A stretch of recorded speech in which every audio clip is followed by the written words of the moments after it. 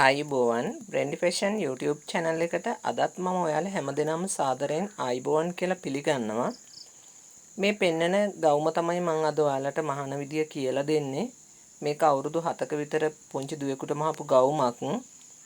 ඊටාත්ම සරලයි ස්ලීව්ලස් ගවුමක් මහලා තියෙන්නේ. ෆ්‍රිල් එකක් දාලා තියෙනවා කරවටේට. කරවටේ මම ඉලාස්ටික් එකක් දාගෙන තියෙනවා.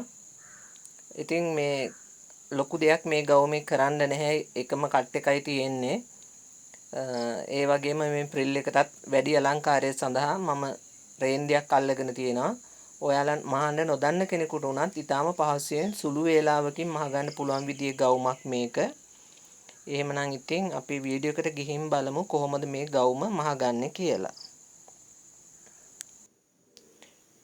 මුලින්ම මේ වගේ රෙදි කොටස් දෙකක් ගන්න මම මේකේ පළල අරගෙන තියෙන්නේ අඟල් 22යි උස අරගෙන තියෙන අඟල් 24ක් අඟල් 22ක් පළල රෙදි කොටස් දෙකක් අරගෙන මේ වගේ එකක් උඩ එකක් තියලා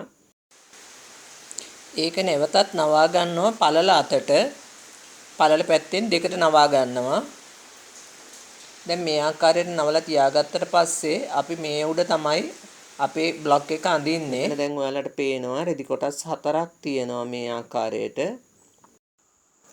දෙකට නවාගත්තු කොටසේ පළල අඟල් 11යි. රෙදි කොටසේ උස අඟල් 24යි කියලා මම මුලිනුත් ඔයාලට කිව්වා. ඉතින් දැන් අපි අපිට නැම්ම දෙකක් ඇවිදින් තියෙනවනේ. අපි නැම්ම ආපු පැත්තේ ඉඳලා අඟල් 6ක් ලකුණු කරනවා අත් කට පැත්තට. ඊට පස්සේ අත් කට ඇඳ ගන්න බලවාටියේ උඩ ඉඳලා පහළට අඟල් 4ක් ලකුණු කරනවා. මේ අඟල් 4 ලකුණු කරපු ලක්ෂයේ ඉඳලා අඟල් 6 ලකුණු කරපු ලක්ෂයට ඇල ඉරක් ඇඳලා එතන මේ ආකාරයට කපා ගන්නවා. මේ අපි කපා ගත්තේ අත් කට කොටස. දැන් අපි ගවුම කපාගෙන ඉවරයි. මම මුලිනුත් කිව්වා ඔයාලට මේක අපිට ලේසියෙන්ම මහ ගන්න පුළුවන් ගවුමක් කියලා. බයස් පටියක් කපා ගන්නවා අපි අපිට දිගට බයස් පටි කපා ගන්න නැත්නම් අපි කුඩා බයස් පටි කෑලි කපාගෙන ඒවා මෝටු කරලා අපිට පටියක් හදා ගන්න පුළුවන් මම ඒ ආකාරයට කපාගත්තු බයස් පටියක් තමයි මේ තියලා මහන්නේ දැන් අත්කට කොටස් 4ටම අපි බයස් පටි අල්ලා ගන්නවා බයස් පටි අල්ලා ගත්තට පස්සේ මේ වගේ කට් මාක් එකක් දාගන්න කට් මාක් එකක් දාගෙන පටිය අනිත් පැත්ත හරවලා අයිනෙන් අවුට්ලයින් එකක් ගහගෙන යන්න. එතකොට මේ ඇඳුම ගොඩක් නීට්වට ලස්සනට මහ ගන්න පුළුවන්. බයස් පටි අල්ලගත්තට පස්සේ අපි ඒක ගවුමේ කන පිට පැත්තට තියලා නවලා තියලා මේ වගේ මහ ගන්නවා කෙරවලින්.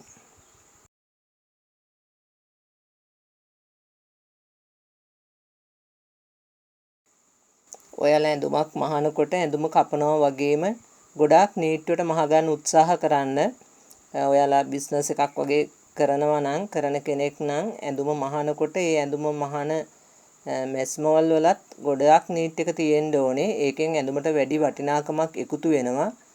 ඉතින් මේ දේවලුත් හිතේ තියාගන්න. දැන් වැඩි කොටස් කපලා අයින් කරනවා මම. මේ තියෙන්නේ අපි බයස් පටිය අල්ලගත්තට පස්සේ. දැන් ගවුමේ අනිත් පැත්තටත් ඒ ආකාරයට මම බයස් පටිය අල්ලා ගන්නවා.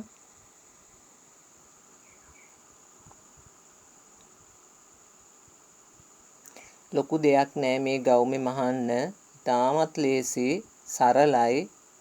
ඔයාලට පොඩි වෙලාවකින් මේක මහ ගන්න පුළුවන්.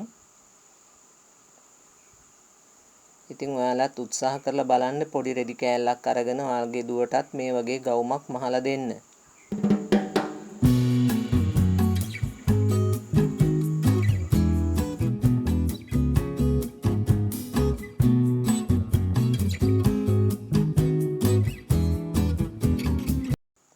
දැන් අපි බයස් පටි අල්ලගෙන ඉවරයි.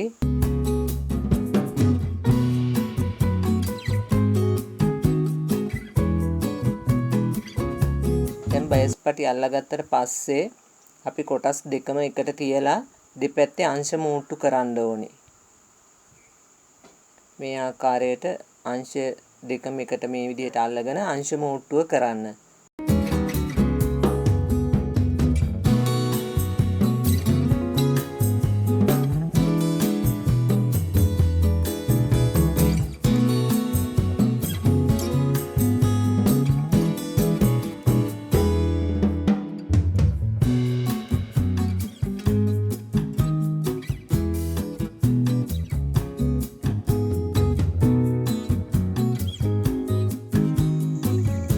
අංශය මහල ඉවරනාට පස්සේ අංශය දෙපැත්තම මම මේ විදිහට ඕලොක් කරගෙන තියෙනවා. ඔයාලට ඕලොක් මැෂින් එකක් නැත්නම් සිග්සැග් කරගන්නත් පුළුවන්. ඊට පස්සේ අපි වාටිය මේ වගේ හීනියට නවලා මහ ගනිමු. අඟල් කාලක් විතර නවලා ඒ ප්‍රමාණයෙන්ම නැවතත් නවලා හීනියට වාටිය මහ ගන්න.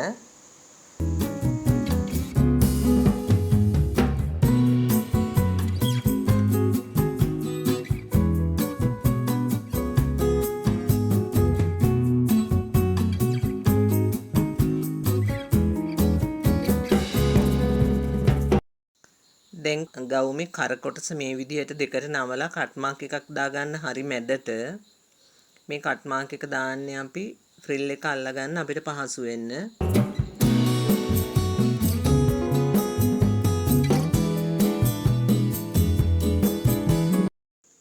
දැන් අපි ෆ්‍රිල් කොටස මහ ගනිමු. ගවුමට අල්ලන ෆ්‍රිල් එක තමයි මේ මහන්නේ. අඟල් 52ක් දිග රෙදි කොටසක් අරගෙන එක දෙකට නවලා මේ තියාගෙන තියෙන්නේ. මේක අඟල් 7ක් උසයි. අඟල් 7මාරක් උසයි. අඟල් 7ක් හෝ 7මාරක් උසට ගන්න. එතකොට අපි දැන් මේක අපි මූට්ටු කර ගන්නවා. අපි අඟල් 52ක් දිග රෙදි කොටසක් අරගත්තේ එක දෙකට නවලා. දැන් එක පැත්තකින් අපිට මේකේ මූට්ටුවක් එනවා. අපි එතන මූට්ටු කරගෙන ඕලොක් කර ගන්නවා. ඊට පස්සේ වාටිය මහගෙන යනවා. ෆ්‍රිල් එකේ වාටිය මේ මහන්නේ.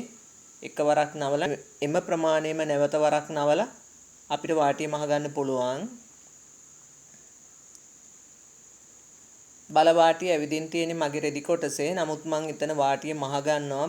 ඔයාලා කැමති නම් බල වාටිය આવොත් බල වාටිය මේ විදිහටම තියලා ඒකට රේන්දි අල්ලලා ගන්නත් පුළුවන්.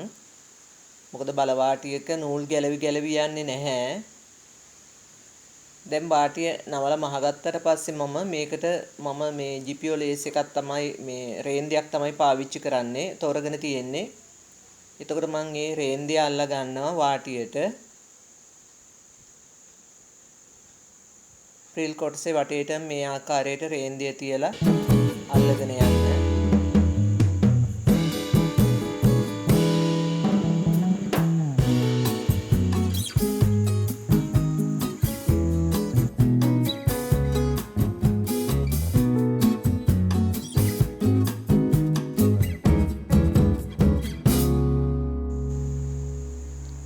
දැන් අපි ෆ්‍රිල් එකට රේන්දි අල්ලගෙන ඉවර වුණාට පස්සේ මේ ආකාරයට දෙකට නවලා තියලා මූට්ටුව පැත්තට නෙමෙයි අනිත් පැත්තටත් අපි කට් මාක් එකක් දා ගන්නවා.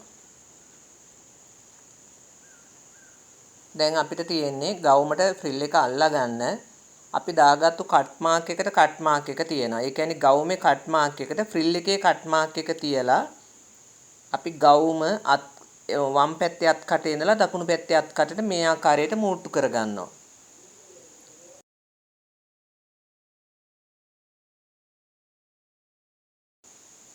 දෙපැත්තම මේ විදිහට මහ ගන්න. දැන් අපි එහෙම මහගෙන ඉවර වුණාට පස්සේ කර වටේට අපි නවලා මහ ගන්න ඕනේ.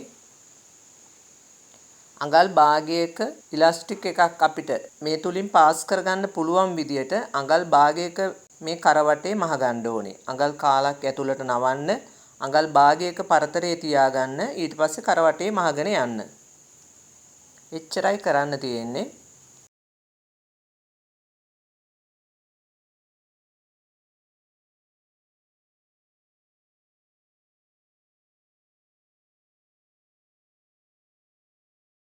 මේ කරවටේ මහගත්තට පස්සේ අපිට තියෙන්නේ මේ මහගත්තු මේ ලයින් එක හරහා අපිට මේ ඉලාස්ටික් එක පාස් කරගන්න තියෙන්නේ. එතකොට අපි ගවුම මහලා අවසానයි.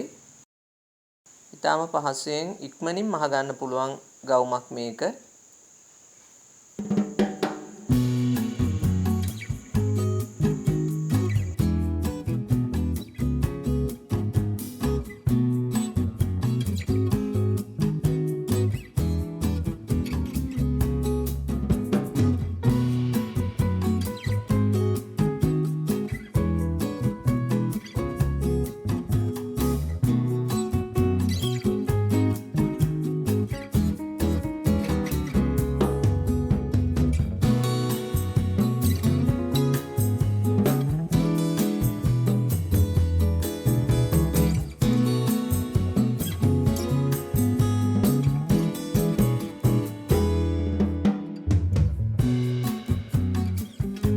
කරවටත් නවලා මහලා ඉවරයි.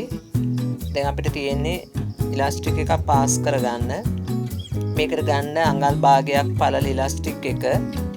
ඉලාස්ටික් එකේ දිග වෙන්නේ අඟල් 20යි.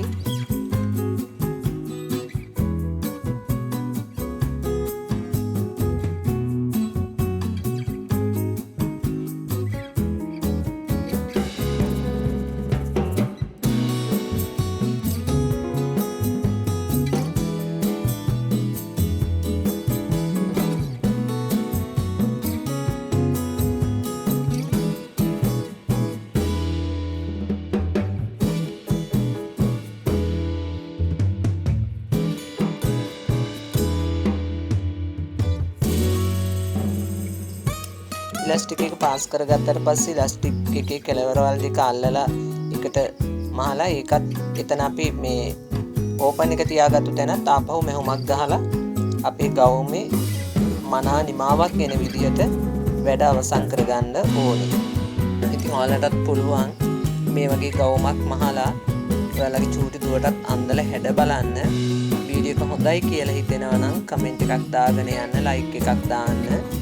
ඒ වගේම මගේ channel එක subscribe කරලා නැත්නම් channel එක subscribe කරන්නත් කියලා ආදරෙන් ඉල්ලා හිටිනවා. එහෙමනම් ඉතින් තව දවසක් මේ වගේම ඔයාලට ප්‍රයෝජනවත් වීඩියෝ එකකින් හම්බ වෙනකන් ඔයාලා හැමෝටම සුබ දවසක්.